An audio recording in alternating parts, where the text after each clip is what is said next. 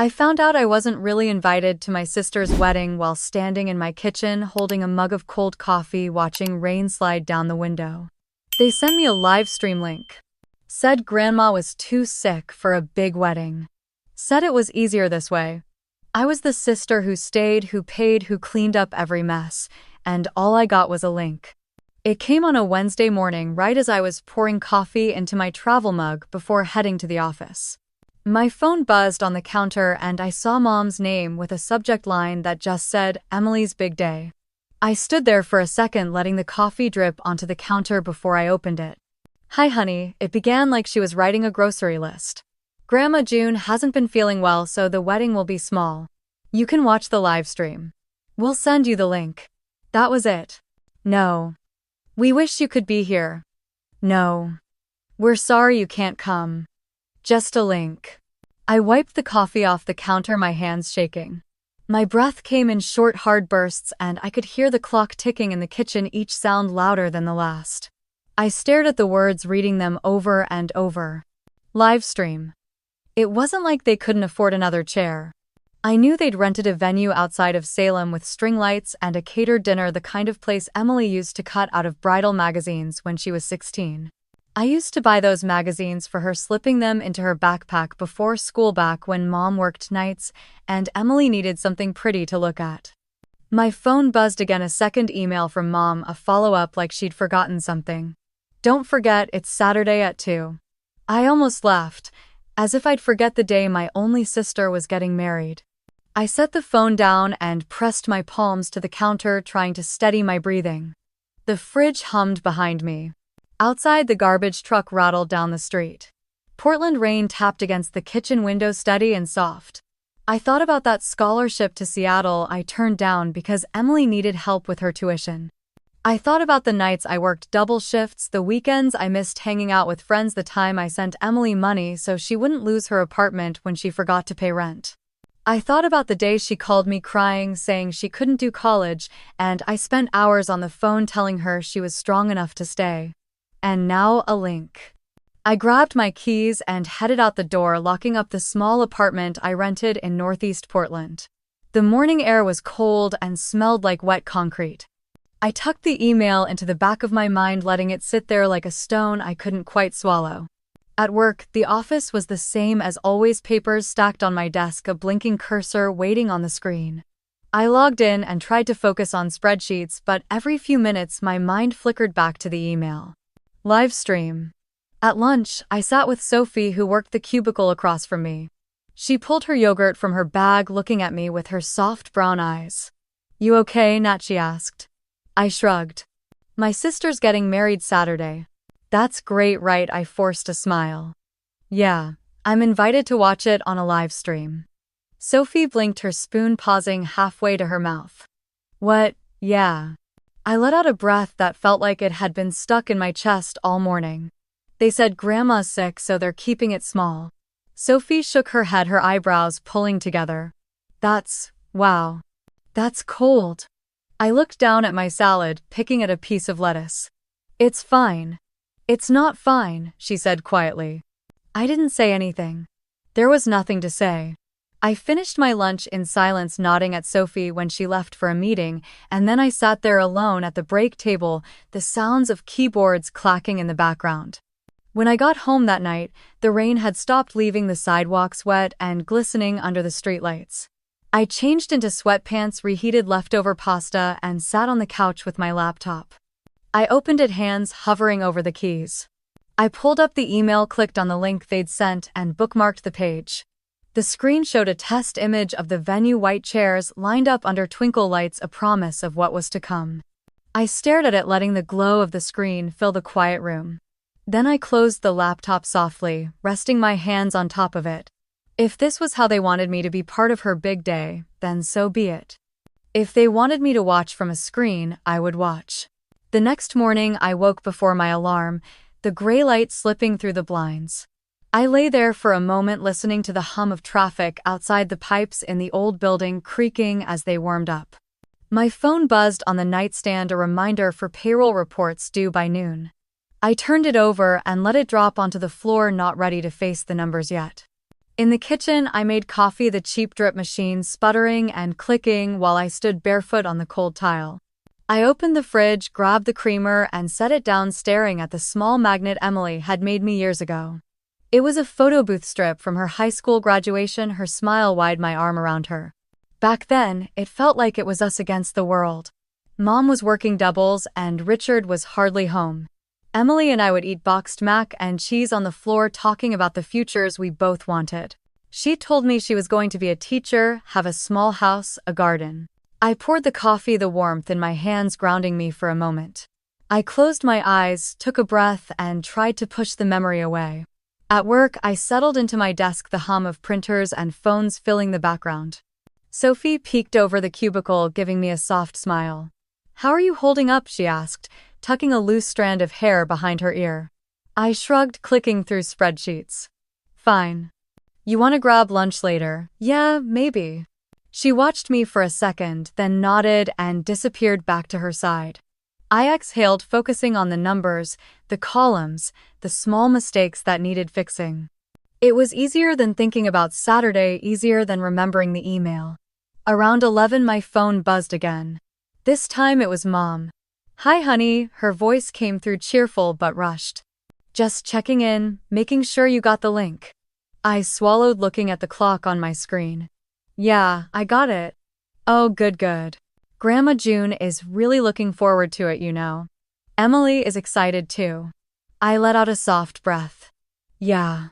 There was a pause, then the sound of something clattering in the background. "Anyway, it'll be nice to have you there even if it's, well, you know, online." "Yeah, sure." She hesitated again, then added, "You know, Emily wanted something small. It's just easier this way." I bit down on my lip, staring at the folder in front of me. "Sure, Mom." "You're not upset, are you?" she asked, her voice softer now. "No, I lied." "Okay, sweetheart, I'll let you get back to work." "Yeah." She hung up, leaving me with the steady click of the second hand on the clock above my monitor. At lunch, Sophie and I sat outside, the cold air sharp but refreshing. She handed me a sandwich, and I took it, unwrapping it slowly. "She called, didn't she?" Sophie asked, breaking the silence. I nodded, taking a small bite. "Yeah. And they're excited. They're all excited." Sophie studied me, her eyes calm. "You don't have to watch, you know." "I do." I picked at the crust, rolling it between my fingers. "It's my sister." She nodded, not pushing, and we ate in silence while cars passed by on the street. That evening, I returned home, the streetlights flickering as I parked my car. I sat for a moment, the keys in my hand, looking out at the empty sidewalk. My phone buzzed again, and this time it was Emily. "Can't wait for you to see the dress," her message read, followed by a heart emoji. I stared at it, the screen lighting up my face in the dark car. I wanted to reply, to say something, but the words sat heavy in my throat. Instead, I locked the screen, shoved the phone into my bag, and stepped out into the cold. Inside, I changed into sweatpants, the fabric soft against my skin, and turned on the lamp in the living room. I pulled out my laptop, opening it again, letting the bright light flood the small space. I clicked the link, once more watching, as the page loaded, showing a countdown to the live stream. I leaned back on the couch, pulling a blanket around my shoulders, the quiet of the apartment pressing in. A memory flickered, Emily at 15, twirling in a dress she'd borrowed for homecoming, asking if she looked pretty. I told her she looked like a princess, and she laughed, hugging me so tightly I could barely breathe. Now she was getting married, and I was a spectator. The screen glowed in the dark room, the numbers ticking down on the countdown each second, a reminder that the world was moving on without me. I closed my eyes, listening to the hum of the fridge, the faint sounds of the city outside, and let the heaviness settle in my chest. And as I sat there watching the seconds slip away, I didn't know yet that what I was about to see would change everything. They all said they would pay me back one day. They said it when I was 18, packing away acceptance letters, letting the scholarship to Seattle go while Mom lay on the couch with another fever. Grandma June needed her prescriptions picked up, and Emily needed a ride to school because she was too nervous to take the bus alone.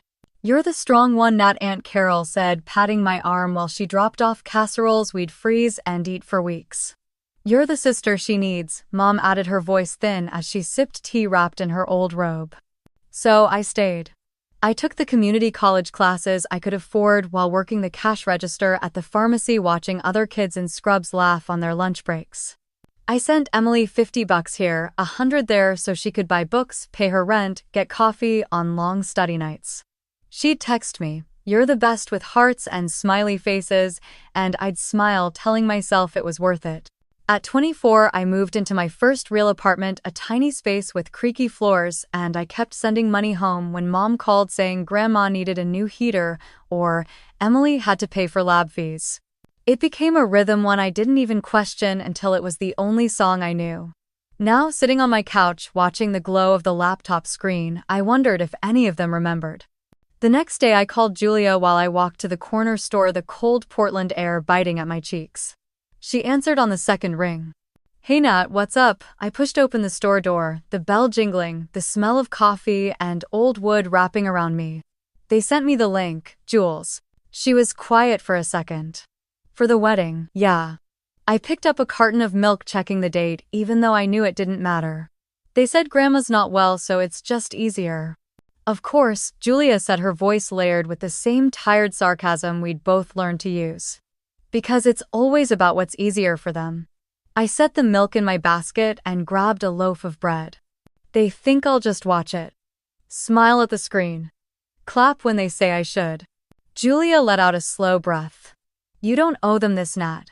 I stopped by the coffee aisle, staring at rows of bags lined up, the smell comforting and sharp. "I know. You don't sound like you know." I swallowed, picking up a bag of dark roast, pressing it against my chest for warmth. "Emily's my sister. She's also the girl who posted those engagement photos without telling you she was engaged." Julia reminded me gently.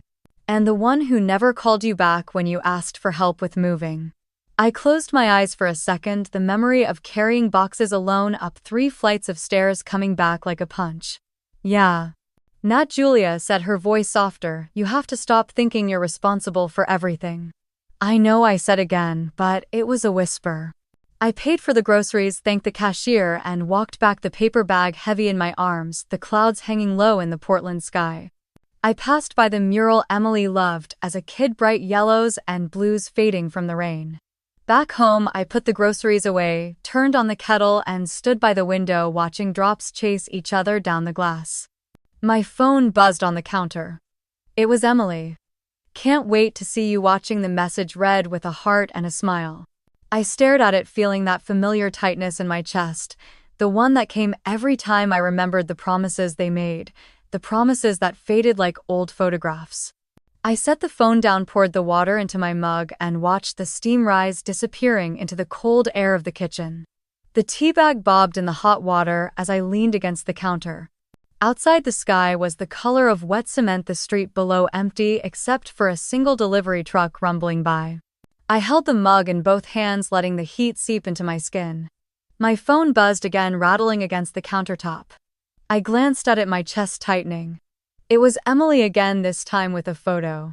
She was in a bridal boutique, standing in front of a mirror, wearing a simple white dress with lace along the sleeves. She was smiling, her eyes bright, her hair pinned back in loose curls. "Found the one," the message read. I stared at the photo, my thumb hovering over the screen. A dozen memories rushed back. Emily at 15, wearing my old cardigan, asking if it made her look older. Emily at 17, sitting on the edge of her bed crying over a boy who had broken her heart. Emily at 19, calling me at midnight saying she couldn't pay rent, her voice small and scared.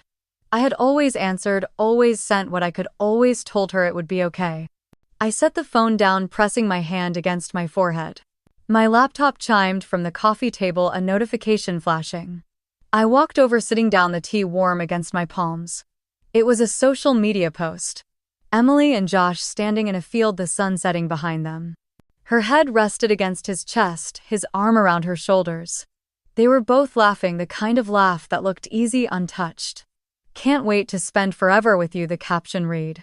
I felt something sharp twist in my chest, something that made it hard to breathe. I closed the laptop, setting it aside, and pulled my knees to my chest. The apartment was quiet, the only sound the hum of the fridge, the distant murmur of traffic. I pressed my forehead against my knees, breathing in the scent of tea and the faint trace of lavender from my laundry soap. I remembered Aunt Carol's voice when I told her I wasn't going to Seattle. "You're the eldest, Natalie," she'd said, her hand squeezing my shoulder. "Sometimes we do what we have to do for family." Mom had just nodded, eyes tired, saying, "Emily needs you." And I had said yes. The kettle clicked off, the last of the steam rising into the cold kitchen air. I lifted my head, wiping at my cheeks, and stood up.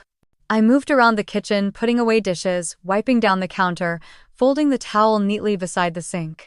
The small motions calmed me, reminding me I still had control over something. Later, I called Julia, needing to hear her voice. She answered on the first ring. "Hey, Nat." "Hey," I said, sinking onto the couch, pulling the blanket around my shoulders. "What's going on?" she asked. I hesitated, staring at the dark screen of the television across from me. They sent me pictures. Of Emily. The dress, the engagement photos. Julia was quiet for a moment. "How do you feel?" I let out a breath. "Like I don't exist." "Oh, Nat." I pressed the heel of my hand against my eyes. "I know I shouldn't care, but it still hurts." "It's not wrong to care," Julia said softly. "But you don't owe them everything. You don't owe them your life." I swallowed, letting her words settle in the silence between us. "You've done enough," she added. I nodded, even though she couldn't see me. "I know." We talked for a few more minutes about work, about the rain, about nothing at all, and when I hung up, the apartment felt a little less empty. I stood walking to the window, watching as the streetlights flickered on their glow, catching in the puddles on the pavement. My phone buzzed on the table behind me. I turned slowly and picked it up. A message from Emily. "Cheer sur ZM Livestream Dong Hung," it read.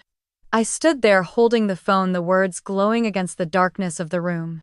I didn't know what to say. I typed out a reply to Emily, paused, then erased it before hitting send.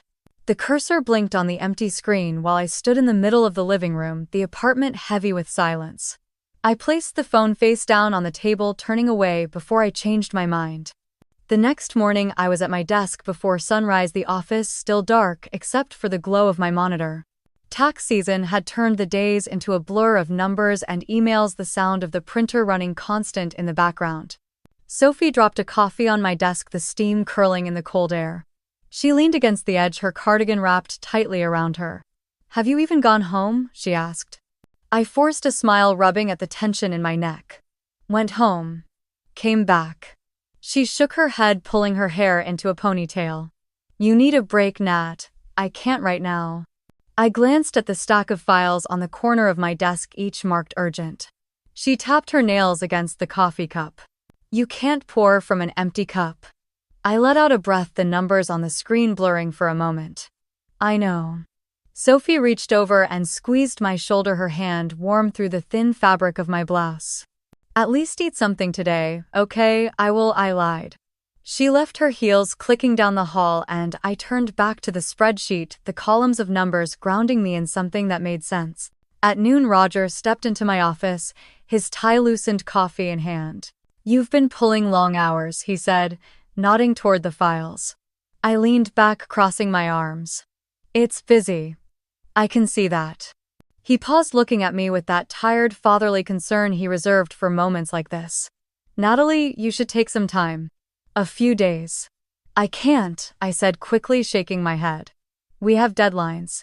His eyebrows lifted, but he didn't argue. "Deadlines will always be there.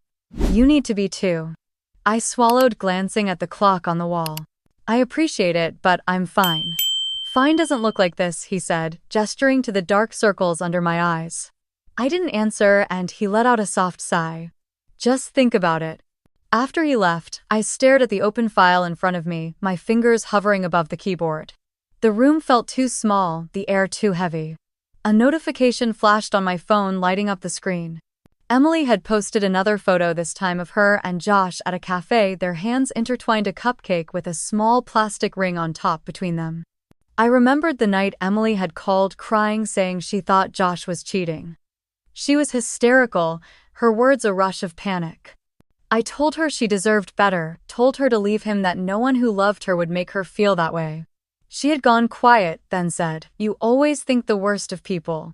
I closed the photo, locking the screen, pressing it against my thigh until the plastic case dug into my skin.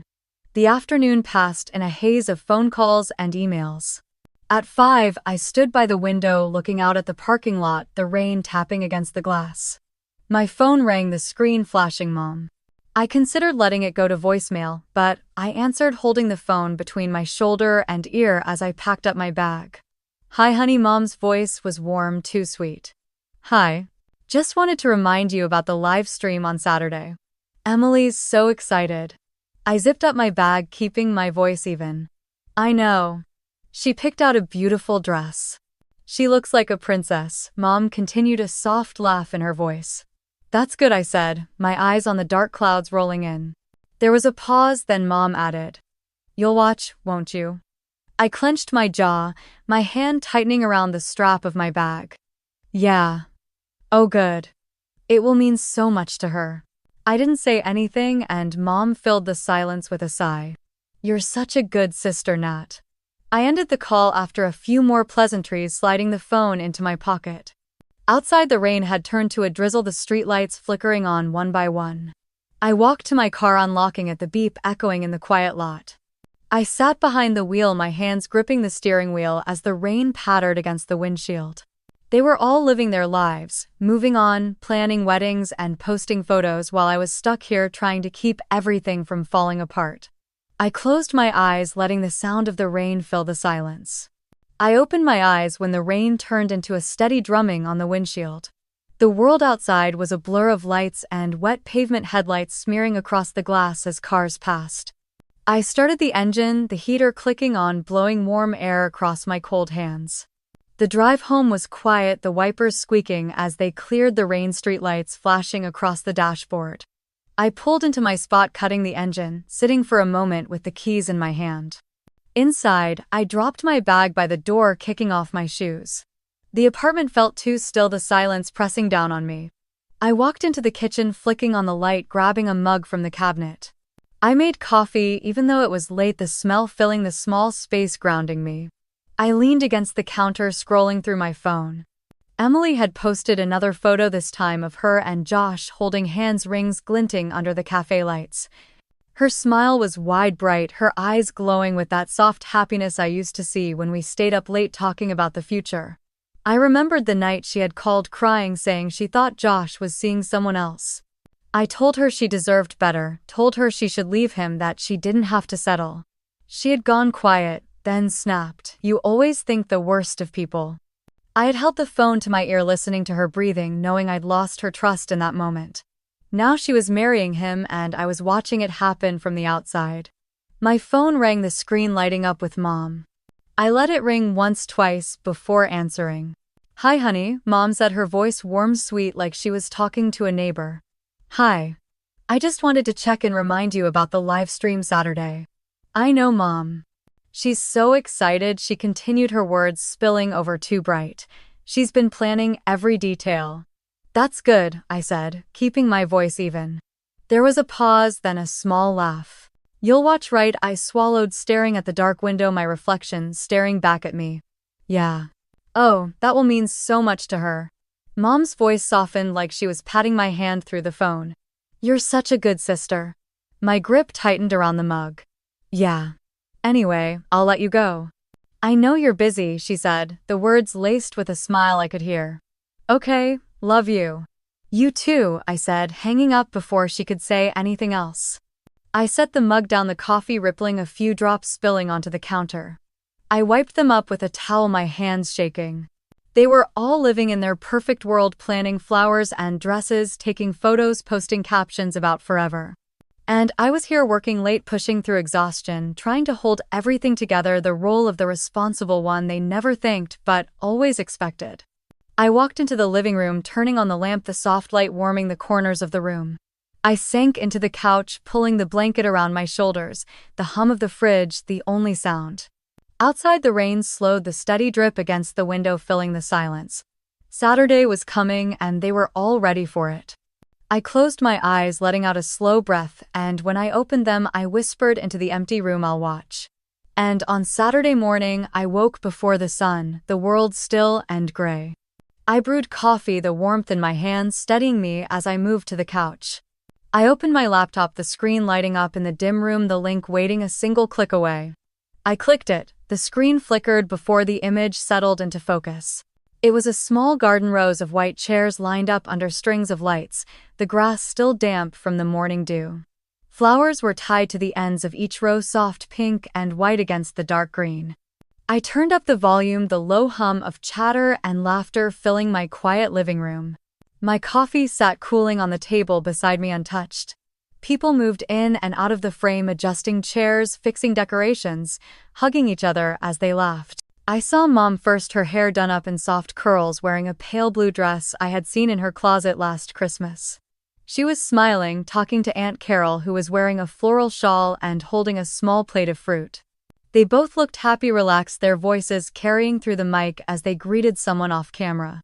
Behind them, Richard, my stepdad, stood talking to another man, a drink in his hand, his laughter loud enough that it made a few people turn and smile. And then the camera panned, and I saw her. Grandma June sitting in a folding chair, a blanket draped over her knees, her hands resting calmly in her lap. She was smiling, nodding as someone bent down to say something in her ear. She didn't look frail. She didn't look sick. She looked like herself. The reason they gave me, the reason they said I couldn't come, was sitting there in the front row, healthy, present, laughing quietly at something Aunt Carol had said. I pressed my hand to my mouth, swallowing the ache that burned at the back of my throat. The camera shifted again, showing the small archway covered in flowers where Emily and Josh would stand. Guests were filling the chairs, familiar faces, family, friends, neighbors, co-workers. They were all there, all dressed up, waiting. They said it would be small. They said it would just be close family. I counted over 30 people before I stopped. A movement caught my eye, and I saw Tyler, Josh's younger brother, standing near the edge of the garden, his hands in his pockets, shifting from foot to foot. His eyes kept darting around, not settling, like he wanted to be anywhere else. A woman stepped into view, adjusting her dress, tucking a strand of dark hair behind her ear. Rachel. She was holding a small piece of paper, her fingers twisting it nervously as she looked down, her lips moving like she was rehearsing something. She was the maid of honor, Emily's best friend since college, the one who always showed up in every photo Emily posted.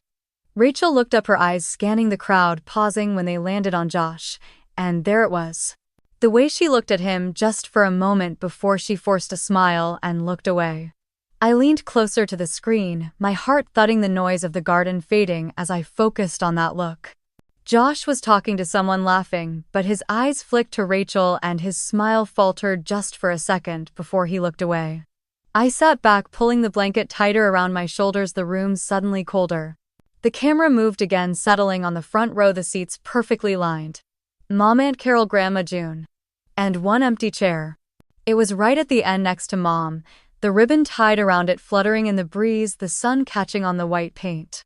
They hadn't even filled it. They had left it there empty in the front row.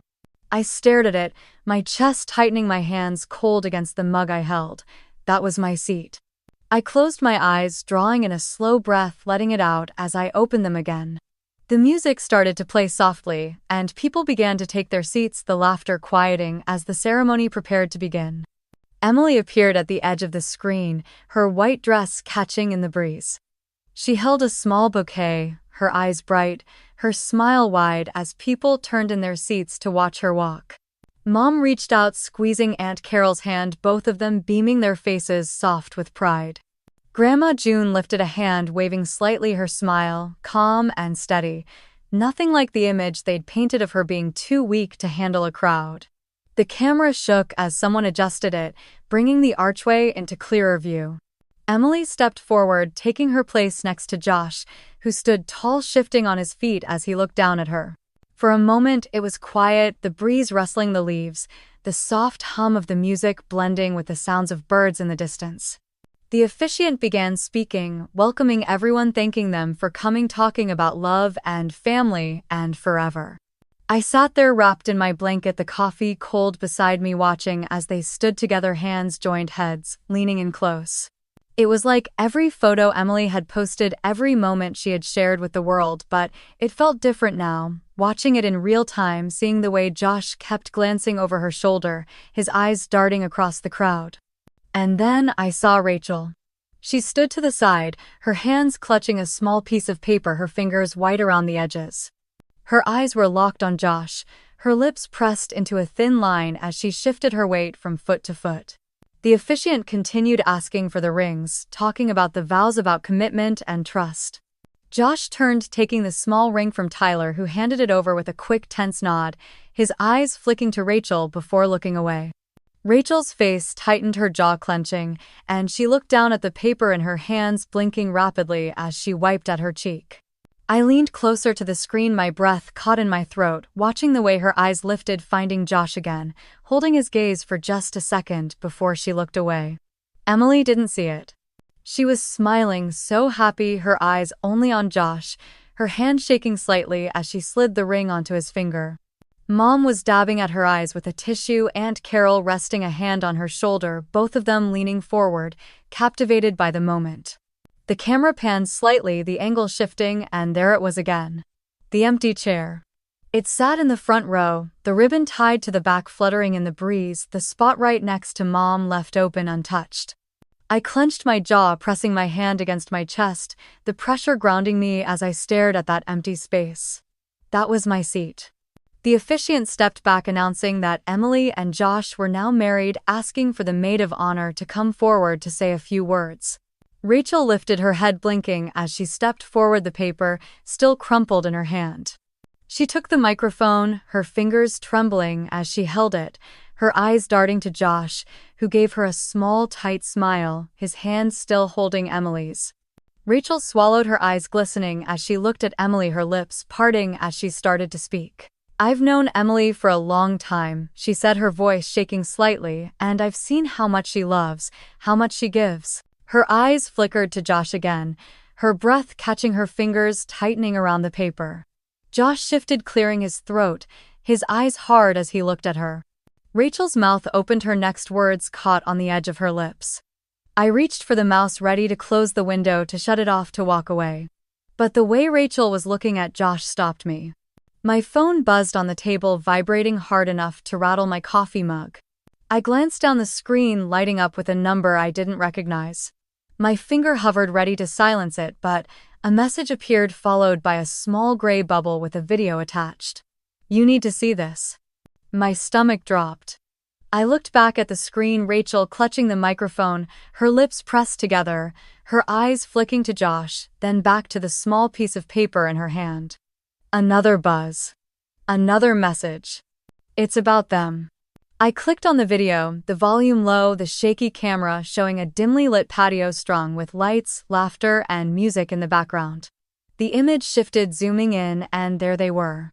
Josh and Rachel. She was standing close, her hand resting on his arm, her head tilted back as she laughed at something he said. His hand was on her waist, pulling her closer, his head lowering, brushing against hers. And then he kissed her. Quick but real. Rachel pulled back, looking around, her eyes wide, her lips moving fast, but Josh pulled her back, his hand, cupping her face, kissing her again. The camera jolted, voices, whispering, laughter in the background, and then it ended. I sat there, my breath frozen in my chest, the sound of the rain outside replaced by the ringing in my ears. I scrolled up, checking the sender. Kayla. I remembered her from Emily's birthday photos, standing next to Rachel, their arms linked, smiling at the camera. The screen flickered, the live stream shaking as someone adjusted the camera, bringing Rachel's face back into focus. She was still standing there, clutching the microphone, her knuckles white. I switched back to the message, my thumbs shaking as I typed. "Why are you sending me this?" Kayla's reply came almost instantly. "She deserves to know. But I can't do it." I stared at the words, my mind spinning. I thought about Emily, her smile, the way she looked at Josh, the way she had always believed the best in people. I thought about the night she called me crying, afraid Josh was cheating. I told her to leave, told her she deserved more, and she had hung up on me, saying I always saw the worst in people. I closed my eyes, pressing the phone against my forehead, the heat of the screen grounding me. My phone buzzed again. "Julia." "Hey, you okay?" her message read. I typed back, "I just got something." She called immediately, the ringtone sharp in the quiet room. I answered, holding the phone to my ear, my eyes still on Rachel on the screen. "What's going on?" Julia's voice was calm, steady. I swallowed my voice, barely a whisper. "It's true. Josh and Rachel." "Oh, Nat." She exhaled, the sound soft, careful. "What are you going to do?" "I don't know," I said, the words breaking as they left my mouth. "I can't ruin her day." "You're not the one ruining it," Julia said, her voice firmer now. "They are." The live stream shook again, the camera zooming in on Rachel's face, her eyes glistening as she looked at Emily, then at Josh. "I don't know," I repeated, tears pricking at the corners of my eyes. "Sometimes the truth finds its way out," Nat, Julia said quietly. "Even if you don't say a word." I looked at the screen, at Rachel's shaking hands, at Josh's tight smile, his eyes pleading. And I waited. She drew in a shaky breath, the microphone trembling so hard it knocked against her rings. A breeze caught the hem of her dress, lifting it just enough that she had to press it down with one hand while the other kept the mic close to her lips. She glanced down at the crumpled paper in the grass, then back up, her eyes darting between Emily and Josh. Emily's smile faltered as she reached for Josh's arm, confusion spreading across her face like a shadow. "Rachel," Emily said, her voice soft, uncertain. Rachel flinched at her name, her eyes welling up, blinking fast to clear her vision. She opened her mouth, then closed it, swallowing hard, her shoulders rising with each ragged breath. The camera zoomed in slightly, catching every twitch of her jaw, every quiver of her lips. The people in the chairs were whispering now, heads turning, eyes narrowing, sensing the shift in the air. Josh took a small step forward, his hand still gripping Emily's, but his eyes were locked on Rachel. His mouth moved silent, but I could read it. "Don't." Rachel's lips parted, the microphone catching the softest sob as she inhaled, steadying herself. She lifted her chin, wiping a tear that rolled down her cheek, leaving a clean line through her makeup. "I'm sorry," Rachel whispered into the mic, her voice cracking so badly it echoed through the speakers, making some guests flinch. Emily's brows drew together. "Sorry." "For what?" Rachel's eyes snapped to Emily, her mouth trembling. I tried to stay quiet." A gasp rippled through the crowd, a wave of uneasy shifting the air around them, charged with something sharp and unspoken. Josh's face strained of color, his grip on Emily tightening as he hissed something under his breath. His eyes were pleading, sharp, the vein in his neck visible even through the screen. "Rachel, stop," he mouthed, his jaw tight. Rachel shook her head, her tears falling freely, now dripping onto the front of her dress. Her hand holding the mic was shaking so hard she had to use both hands to steady it against her mouth. She opened her mouth again, her breath visible in the cool morning air as she exhaled shakily. "I can't," she choked, her shoulders shuddering with each breath. She looked at Emily again, and her face broke, her lips twisting as a sob slipped free. Emily's eyes widened, her hand pulling back from Josh's grip, confusion and fear flashing across her face as she glanced between them. "Rachel, what's going on?" Emily's voice was louder now, cutting through the whispers of the crowd. Rachel looked back at Josh, her eyes full of something that was almost anger, almost regret. "You promised me," she whispered, but the mic caught it, the words echoing across the garden. A collective intake of breath from the guests, Aunt Carol's hand flying to her mouth. Grandma June's eyes narrowing, leaning forward in her chair. Josh stepped forward, his hand reaching out, his face twisted with desperation. "Rachel, please," he said, loud enough for the mic to catch, his voice tight and breaking. Rachel stepped back, shaking her head, the tears falling faster now, dripping onto the grass. She hugged the mic to her chest for a moment, pressing her lips together, breathing hard. She looked down, closing her eyes, and when she lifted her head, she turned her gaze directly into the camera, the screen capturing every tear, every tremble. Her lips parted, breath catching as she tried to find the words, her chest rising and falling rapidly. Her eyes locked on the camera, on all of us, on me. And with tears running down her cheeks, she opened her mouth to speak. "I can't pretend anymore," Rachel said, her voice cracking, echoing across the speakers. Her words hung in the air, freezing everyone in the garden, the breeze catching the edges of her hair, lifting it away from her tear-streaked face. Emily's mouth fell open, her eyes darting between Rachel and Josh, confusion turning into fear, then something sharper. What are you talking about? Emily's voice was tight, her hands trembling as she took a small step back. Rachel's chest heaved, her fingers tightening around the microphone, knuckles white. Josh and I.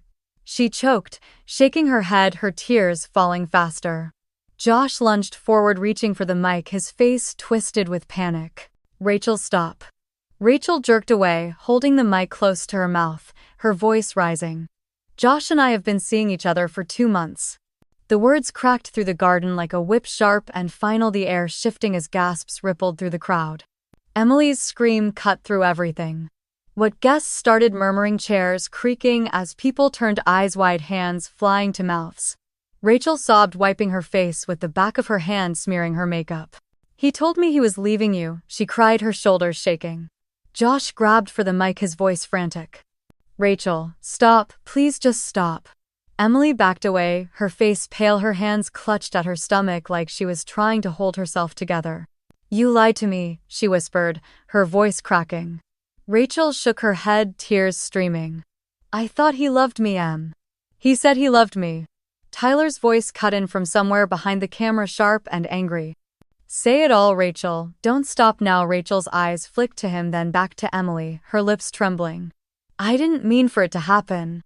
I didn't. Josh ripped the microphone from her hands, his face red, eyes wild. Shut up, Rachel. Emily slapped Josh so hard the sound cracked, the mic squealing as it dropped to the ground, the screen shaking as someone bumped the camera. People were shouting, standing, moving back, bumping into chairs as chaos spread like a wave. A glass shattered somewhere off screen, the sound sharp, making Rachel flinch, covering her face with her hands as she sobbed. Josh turned, trying to speak to Emily, but she pushed him, her screams rising above the noise. Don't touch me. Don't you dare touch me. Mom stood, her face drained of color, clutching Grandma June's shoulder, her mouth opening and closing, no words coming out. Aunt Carol was crying, her hands pressed against her mouth, shaking her head, whispering prayers under her breath. The camera shook again as people moved, trying to clear the aisle, the microphone on the ground, picking up the sharp breaths, the cries, the broken pieces of what was supposed to be a perfect day. Rachel fell to her knees, her hands covering her face, her shoulders shaking as she cried. I'm sorry, she sobbed over and over, her voice raw. Josh reached for Emily, but she shoved him away, her bouquet dropping, petals scattering across the grass. I sat there frozen, my breath coming in quick, sharp bursts, my hand over my mouth, unable to look away. The camera tried to refocus the image, glitching, shaking violently as the chaos swallowed the scene. And then, just as Rachel's scream echoed one last time, the screen froze. For a moment, the chaos turned silent, frozen on Rachel's face mid-scream. Her mouth was open, tears streaking her cheeks, hair wild around her shoulders, her eyes wide with pain and something that looked like relief. The image stuttered, the screen glitching as voices warped into static. A high-pitched squeal pierced through my speakers, then dropped into silence, the frozen frame still holding Rachel's image. I could still see the edge of Emily's dress in the corner of the frame, petals from her bouquet scattered across the grass, a single white rose crushed beneath someone's shoe. Then, the screen jumped, stuttered, and the video jolted back to life. Rachel's scream finished, cutting off into a choked sob as she fell to her knees, clutching at her chest, gasping for breath. Emily stood above her, shaking her face, pale eyes red, her hands trembling as she pointed at Josh. How could you? She screamed, her voice raw, breaking. Josh held the microphone, his face red, sweat shining on his forehead, his mouth opening and closing, trying to form words. It's not what you think, he shouted, but the words sounded weak, empty. Tyler's voice cut through the noise, sharp and furious. Say it all, Rachel. Tell her everything.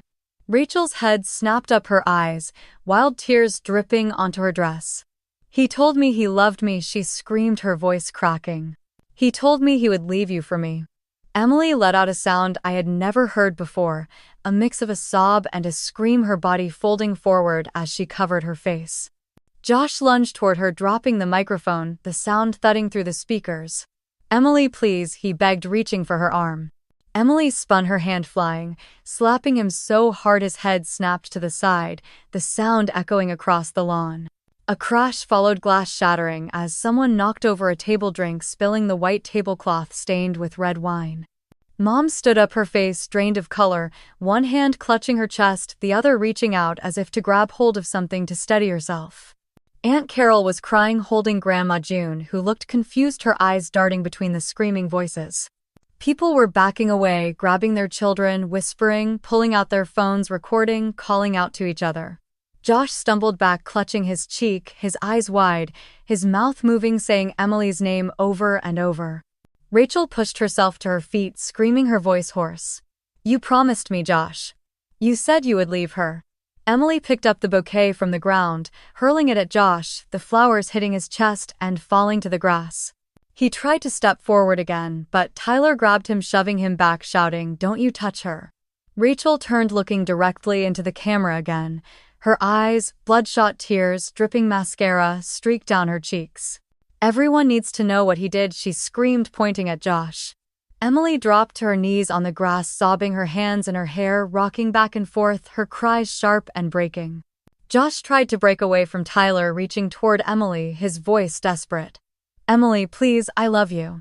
The camera shook violently as people moved the screen, blurring the sound, distorting with screams and crashing noises. Rachel's sobs turned into gasps as she stepped back, covering her face with her hands, her body shaking, her shoulders collapsing forward. The image jolted one last time, showing Emily on the ground, crying, her dress spread around her like a broken promise. Rachel crumpled beside her, and Josh being shoved back by Tyler, his arms reaching forward. And then the screen turned black. My phone started buzzing before I could even close the laptop. The first message came from Mom. "Emily isn't eating. She won't come out of her room. Can you come?" I stared at the words, the screen glowing in the dark room, the rain tapping against the window. Another message came in, this one from Aunt Carol. "She needs you, Natalie. You've always been the strong one." I let out a breath, pressing my thumb against the screen, feeling the familiar weight in my chest. Then Richard.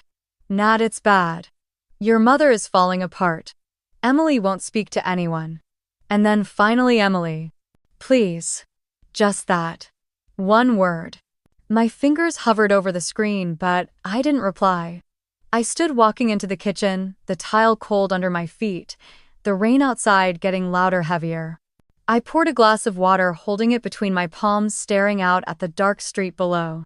The phone buzzed again. Tyler this time. "Josh is gone. Rachel won't talk to us. Emily needs you." I closed my eyes, pressing the glass to my forehead, the cold seeping into my skin. Julia's name popped up and I answered, not letting it go to voicemail. "I saw the video," she said, her voice low. "How are you holding up?" I let out a laugh that didn't sound like me. "They're all calling." "Of course they are," Julia said, her voice calm, sharp. "They always do when they need you." I sat at the kitchen table, the glass sweating and my hand, water dripping onto my wrist. "They want me to fix it," I whispered, my voice shaking. Again. There was a pause, the rain filling the silence between us. "Nat," Julia said, her voice softening, "you don't owe them this." I didn't answer, my eyes fixed on the drops racing each other down the window. "Don't let them pull you back," she said, firmer now. "Not again." I closed my eyes, breathing and holding it, letting it out slowly. "They're family." "So were you," she said quietly. "Remember that." Another call came in, breaking the quiet, the screen flashing with an unknown number. "Hold on," I told Julia, switching over. "Miss Harper," a man's voice said, steady, professional. "Detective Lewis, Portland PD." My chest tightened. "Yes, I'm calling regarding Joshua Miller. He's in custody," the detective said, pausing. "We have evidence of embezzlement from his company." Rachel Thompson provided documentation. I pressed a hand to my forehead, the room spinning for a moment. "What does this have to do with me?" "Your family listed you as an emergency contact," he said. "They're requesting you come down to speak with them." I let out a shaky breath, pressing my palm flat against the table to steady myself. "I see. We can schedule a time tomorrow." He continued, his voice calm, practiced. "I'll call you back." I managed before hanging up the phone, slipping from my hand, clattering onto the table. I stood there, the rain pounding against the windows, the lights from the street casting shadows on the walls. I walked into my bedroom, pulling the small suitcase from the closet, setting it on the bed, opening it. I started folding clothes, placing them carefully inside my hands, moving on their own muscle memory from every time they needed me, every time I had to fix what they broke. Sweaters, jeans. The black jacket I wore when I drove Mom to her treatments, the same one I wore when I picked up Emily from that party crying too drunk to remember why. The suitcase filled quickly, the zipper closing with a soft finality. I lifted it, carrying it into the living room, setting it down by the door. I stood there looking at it, the rain still falling heavier now, the drops hitting the window like 1,000 tiny hammers. I reached for the handle, my fingers curling around it, feeling the weight of everything packed inside.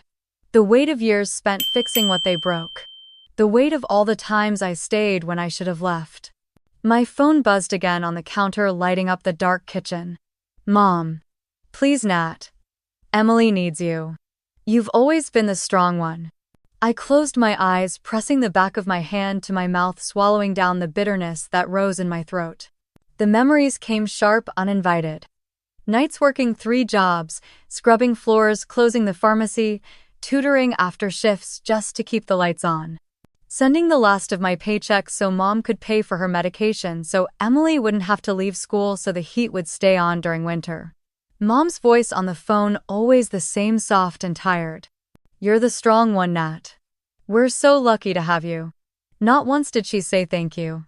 Not once did she ask if I was okay. My phone buzzed again. Aunt Carol. She hasn't eaten in 2 days. We don't know what to do.